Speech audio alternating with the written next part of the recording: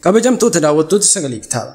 Har'a seenaa Laggasaa Wagii wajjin gara keessanitti deebinee jirra. Laggasaan Wagii gabrummaa mannaa du'a wayya. Kanaafan fincilee daggalagale nama jedhee ture. Laggasaa Wagii Mittaa urjii lola keessaa jedhamuun hawaasa bal'aa biratti beekama. Maqaan kun dhaamnaan Oromoota hidda dhaloota koosh ta'an miiliyoonatu garaan isaanii bada. Onneen isaanii yaadannoon hollatee dhikkisa. Gooticha Oromoo wayyaanee Oromoota irratti duultee iccitii isaanii jalaa buqqise. Wabii bilisummaa fi ifa galaana fuuldura Oromoo ture. Sanyii Dajjaazmaach Kabbadaa Buzunesh, sanyii Takluu Tasammaa Laggasaa Wagii gootatu sanyii isaa bakka bu'e. Ilmi gootaa yoo dhalate maqaan gosaa dhaloota isaa fi abbaa isaa eegee adaraa dhalootaa galmaan gaha. Laggasaanis seeruma ilmummaa duudhaa goota sanyii dhaalee dhalootaan gahe. Dajjaazmaach Kabbadaa Buzunesh, Takluu Tasammaa fi Laggasaa Wagii gosa tokkodha.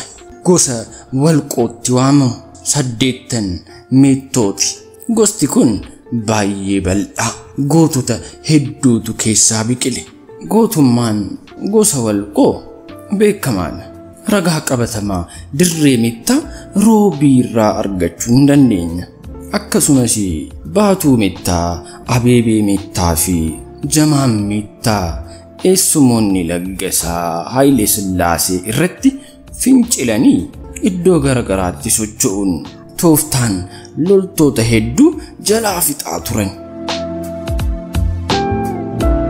Laggasaa Wagii abbaasaa obbo Wagii Mittaa fi haadha isaa Adde Buzunesh ayyaanaa irraa bara 1952 godina Shawaa Lixaa aanaa Mittaa Roobii ganda Kuyyuu Giccii iddoo addaa Mujjaa jedhamtutti dhalate.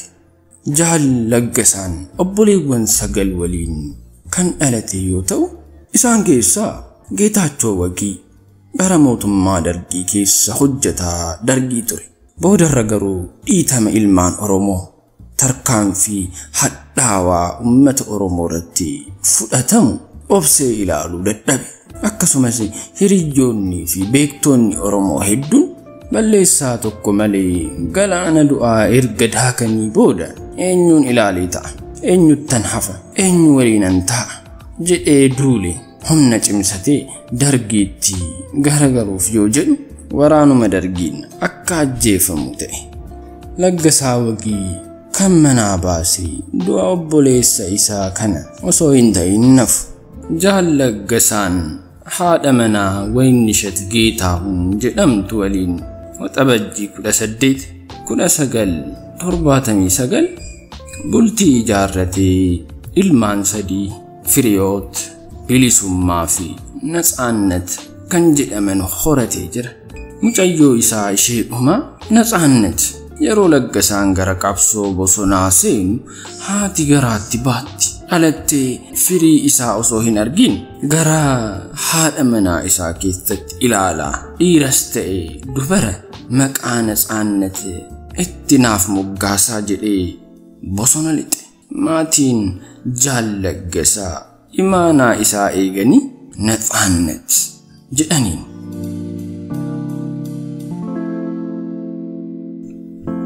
Jaal Laggasaan umrii daa'imummaa isaatti nama garaa laafessa. Amalaan yoo qaban qileetti gatan, xiiqiin ammoo mormi isaas citu. Namaa hin sarmu, tapha qillee baay'ee jaallata. Jaallachuu fi taphachuurra darbee ilkaan tokkos dabarsee kenneefii jira. Yeruma baratullee erga umriin jabaatee tapha qillee fi garmaamsa yookiin guugsii fardaa obsee irraa hafee hin beeku. Garmaamni fardaa ammoo warra Shawaa Lixaa fi Salaalee guutumaa keessatti aadaa beekamtii guddaa qabuu fi cimina isaanii agarsiisudha.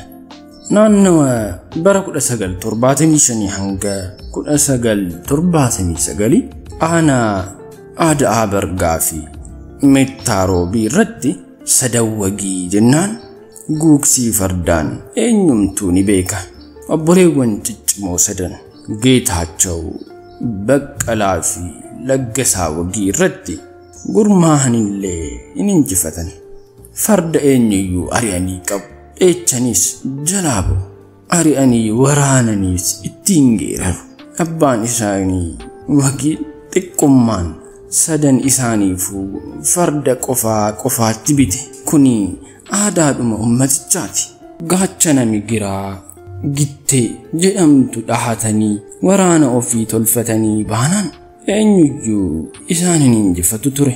Iddoo Gilee jedhamtutti dhiiboo wal dhiiban irratti Laggasaan yeroo hundaa obboleewwan isaa waliin injifannoon gala. Kun gurra guddaadha.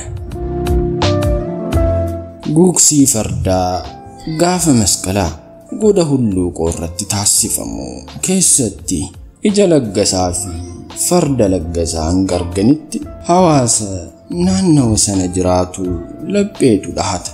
Sadaasa 12 urufa Gilee irratti, Onkoloolessa 27 urufa Nabee irratti, Mudde 19 urufa Waleensuu irratti guugsiin dorgommiin fardaa taasifamu. Obboleewwan sadan Wagii maqaa addaa qabu.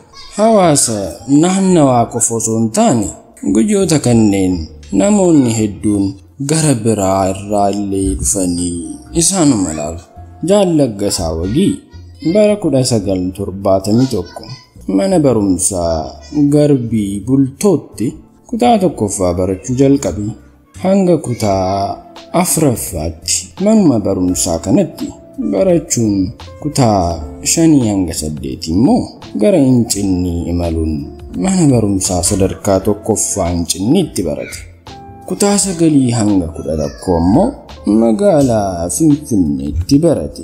Sana booda barnoota isaa kutaa 11tti dhaabee barumsa makaanikummaa hordofaa ture. Hojii konkolaachisummaanis hojjetaa tureera. Laggasaan irra caalaatti bara dargaggummaa isaa hojii daldalaan beekama. Kibba Oromiyaa irratti gara lixa Oromiyaatti, Dirree Dawaa irraa gara Wallaggaa lixaatti meeshaalee garagaraa kanneen akka huccuu, dhadhaa fi buna fe'uun daldalaa ture. Lixa Wallaggaa irraayis meeshaalee biroo fe'ee Finfinneetti gurgura. Dirree Dawaa naannoo waggaa 7 jiraate. Haala kanaan leetoosaa gaggeeffachaa tureera. Sababa daldala kanaanis kibba Oromiyaa irraa osoo deemuu naannawa sakatta'insa hawaasaa irratti qabamuun konkolaataa jalaan tooftaan miliqee waan badee fi iddoo argametti akka ajjeefamu jechuun waraqaan eenyummaa isaa bittinnaa'ee ture.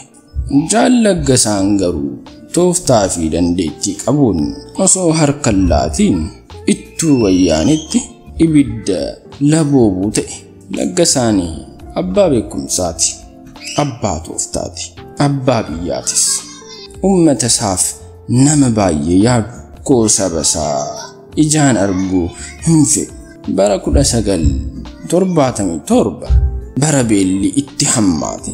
Keessumattuu naannoo adda addaatti bara beelaa jedhamee beekama. Laggasaan ummata isaa Meettaarobiitti amadii konkolaataan naannoo fageenyaa irraa fe'ee geessuun hawaasa isaa beelaa baase. Bara sana fe'aan tokko karaa hin darbu, meeshaan tokko konkolaataan fe'amee hin socho'u. Inni garuu tooftaa isaatiin ummata isaa baay'ee jaallatu beelaa baase. Jiruu fi jireenyi Laggasaa yeroo kamuu quuqqaa fi yaaddoo ummata Oromoof qabu waliin walitti hidhata. Miidhamuu, rirriittamuu saba isaa arguu fi dhagahuun isaaf baay'ee nuffisiisaa ture. Seenaa sirnoota waraabessaa osoo inni hin dhalatin dura dhagahuurra darbee gocha Haayile Sillaasee umrii isaa ijoollummaatti daawwachaa Dargiin immoo galaana isaa daakee qaanqees qaqqaammachaa jiraate. Boodarra garuu hacuuccaan sirni Dargii hammaatee jennaan obboleessi Laggasaa Geetaachoon dhumatti ummata Oromoo gaaffii malee rashanamu kana hin argu jedhee duulee osoo lolu sirna Dargii keessa wareegame. Daawwattoota Sagalee Kitaabaa seenaa goota jaallatamaa Laggasaa Wagii kutaa tokkoffaa asirratti xumurra. Kutaa lammaffaan hanga walitti deebinutti nagaan naaf tura. Horaa bulaa.